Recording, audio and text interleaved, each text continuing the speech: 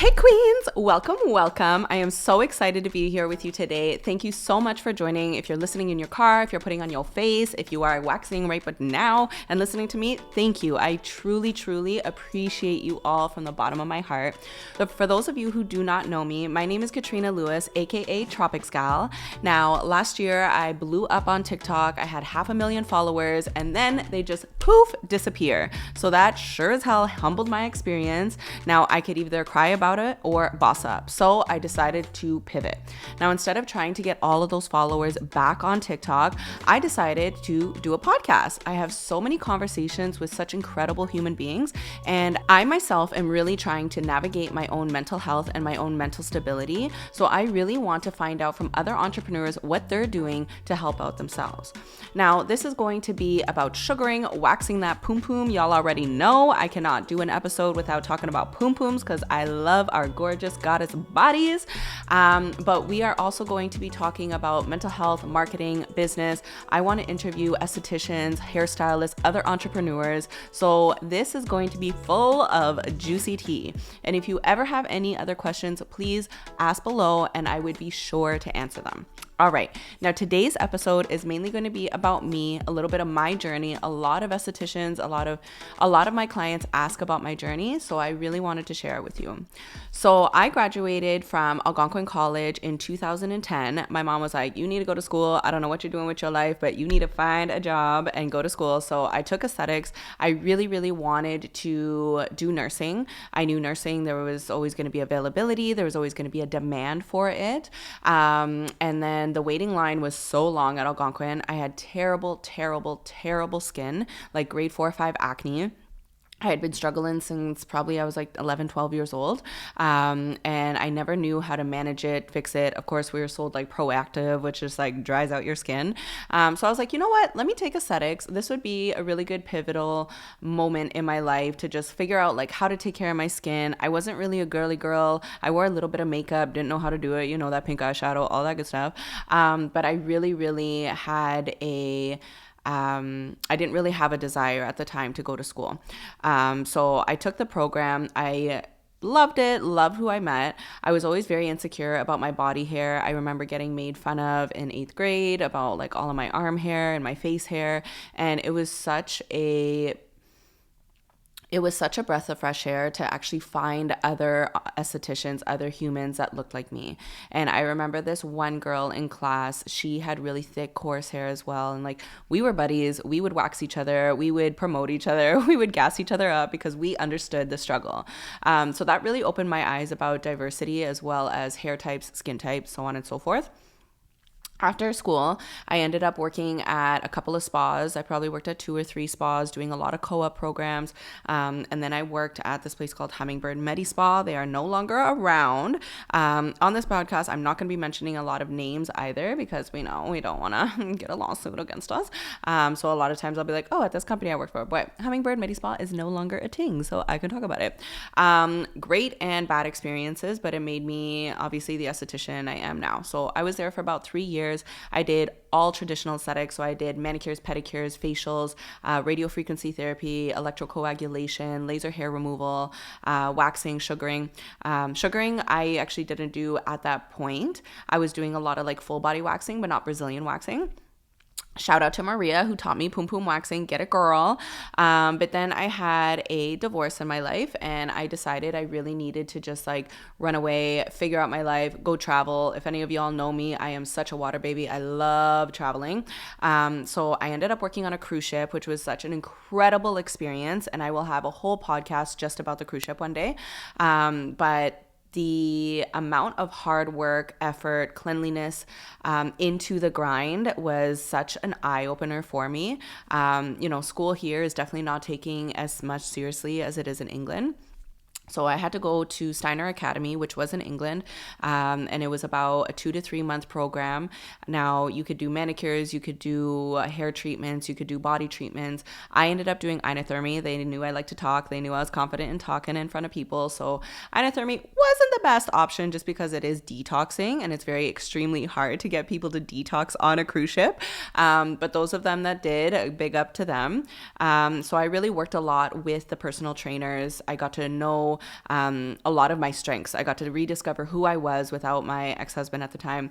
And I was with my ex from like 14 to 21. So like, hello, I need to rediscover myself. So that's what I did. So I worked on the ship for about 9 months. It was such an incredible experience. I got to travel. I got to eat all different types of food.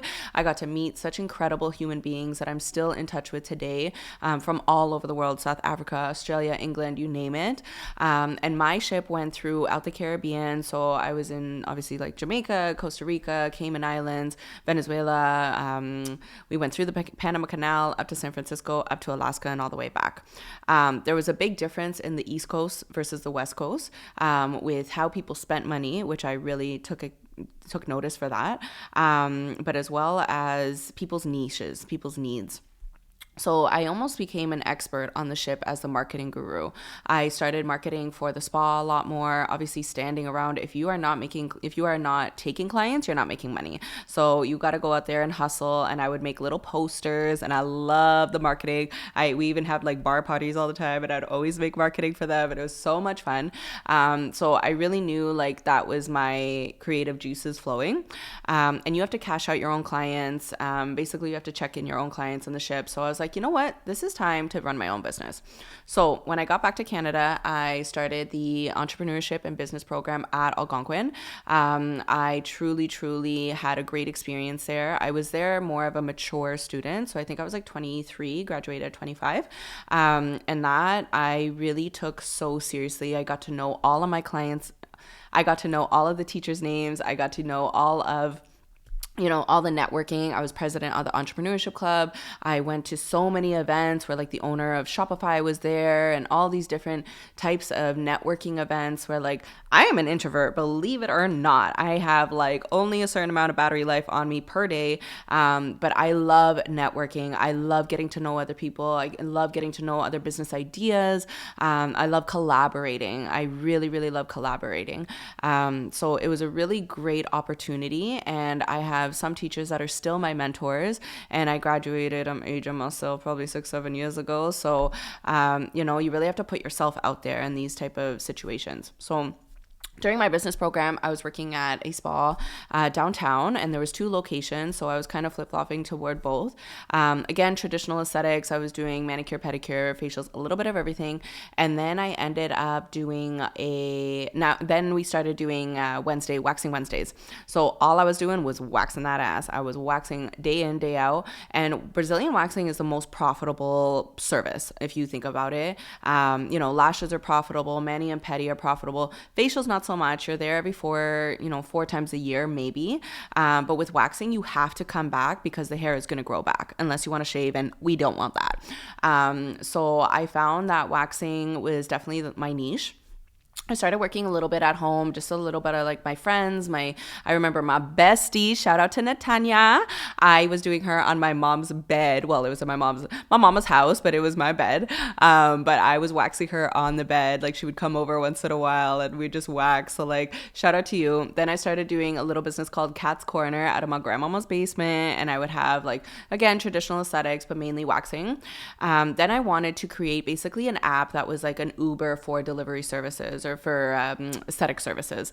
So I would go to clients' houses, I would do services.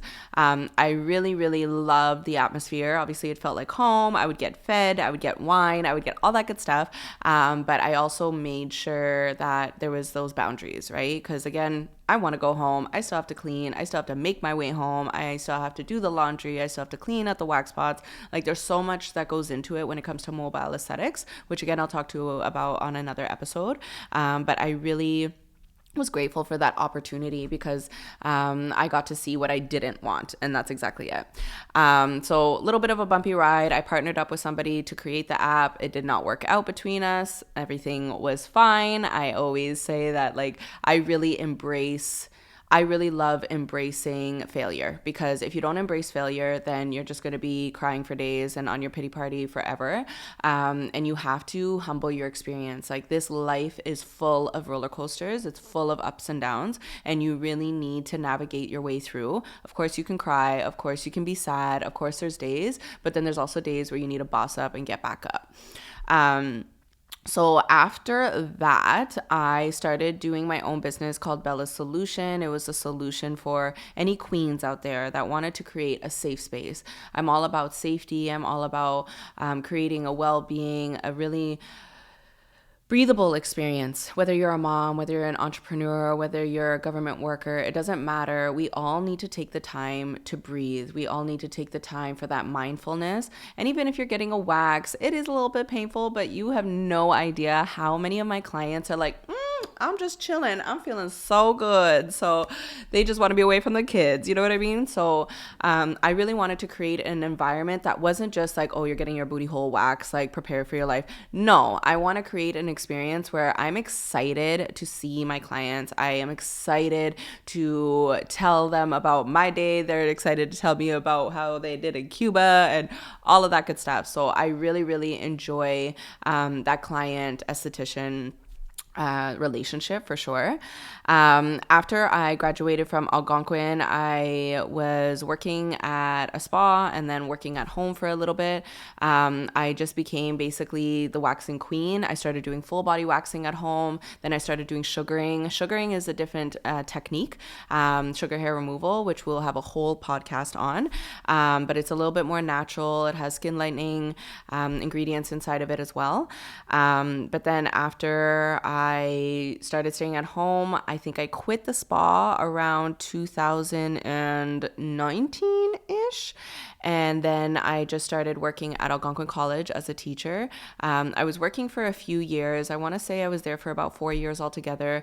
I taught Syrian refugees hair removal. I taught the full-time aesthetics program. I taught the part-time aesthetics program when it came to business, manicures, facials, body treatments, a little bit of everything. Which again, I learned a lot about myself.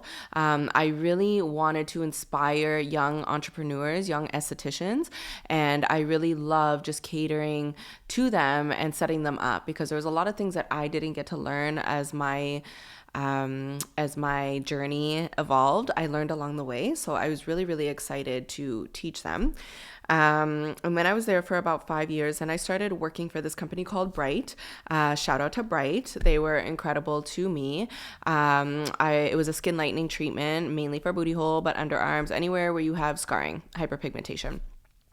So I started working for them for about a year and I got to travel. I went to New York, Chicago, Texas, Vegas. I started being the international trainer for them. So again, I have no problem talking in front of people. I have no problem expressing my goals, my aspirations, my life, my journey. I think it's really, really important to get to know people's journeys because then you understand them a little bit more on where they're at.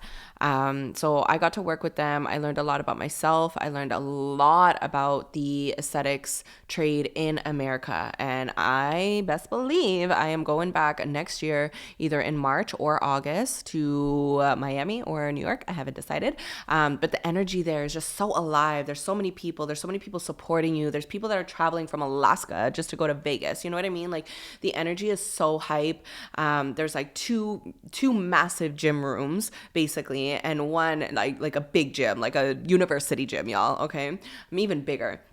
And it's like a club. Like it's just like the hair side was just like pumping and like it was such a good energy, such a good vibe that I honestly wasn't used to.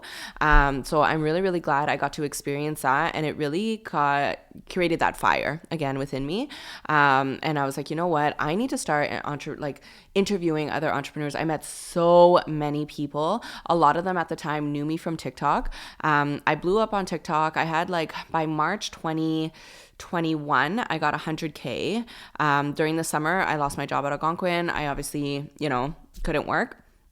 I couldn't work out of the house. So it was obviously a big, big hit. And then I ended up having to navigate my way through, social media platform. I was like, maybe I should do YouTube. And then I started TikTok. I blew up by March. I had 100K. And I was like, I don't know what I'm doing, but okay, it was fine. And it was all about body positivity. And it was a great time to start because it was the middle of the pandemic.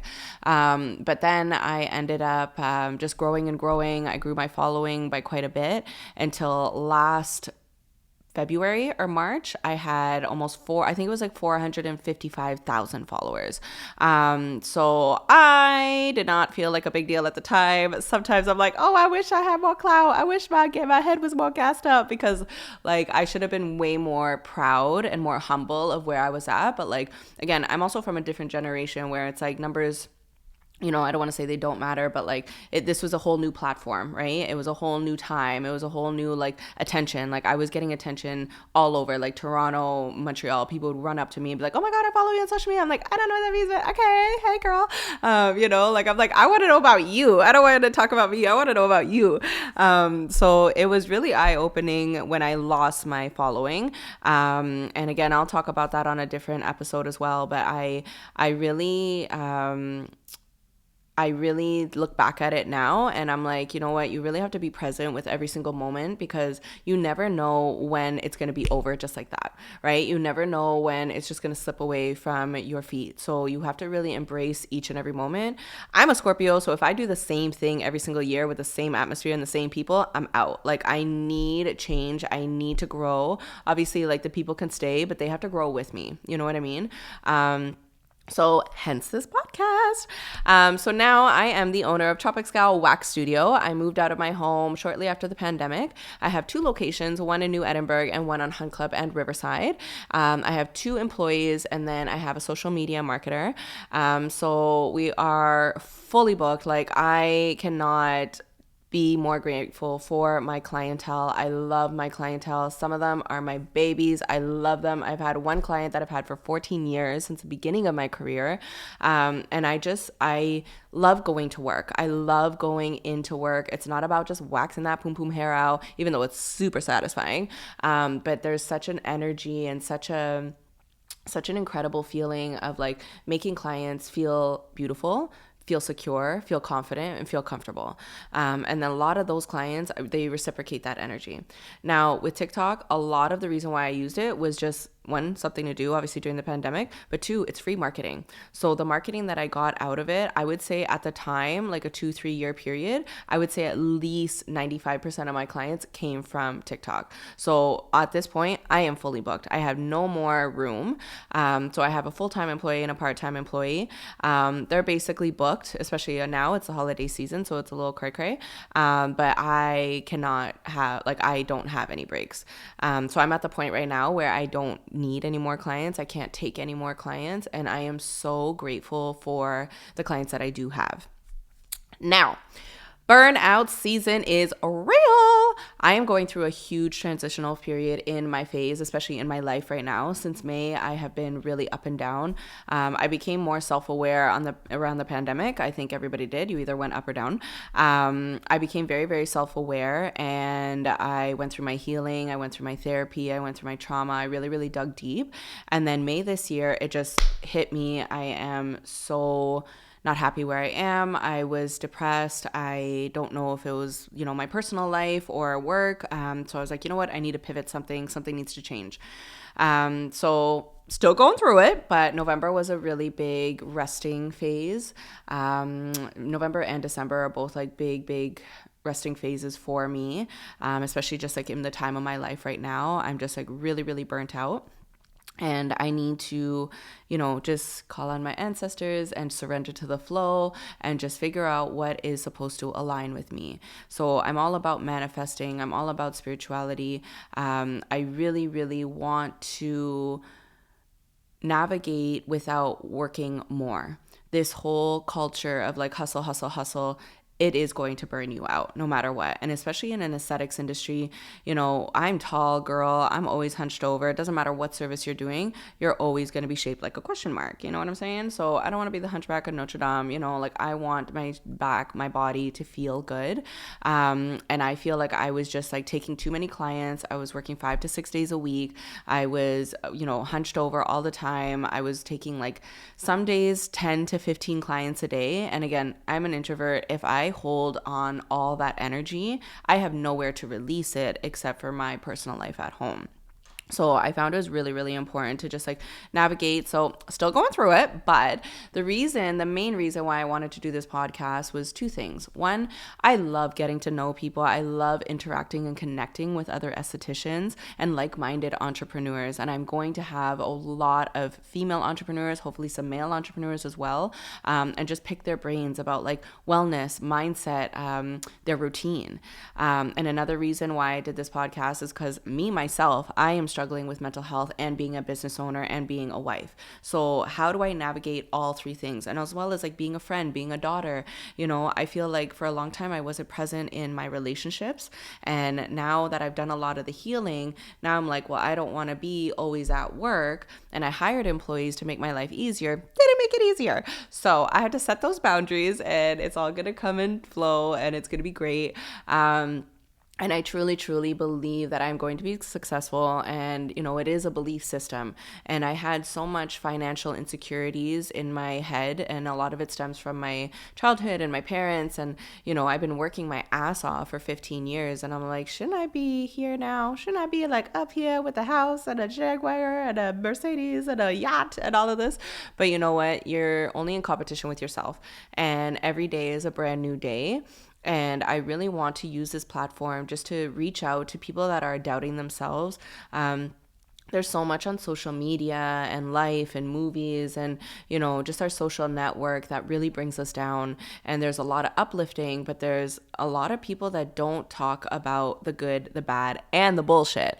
And that's what I want to be real about. On social media, you'll see all the goodies. You'll see all like the ups and all the congratulations and all the rewards and all the champagne flowing. But do you see the tears? Do you see the backbreaking? Do you see the hospitals? Do you see like all the work, the blood, sweat, and tears that actually goes into it?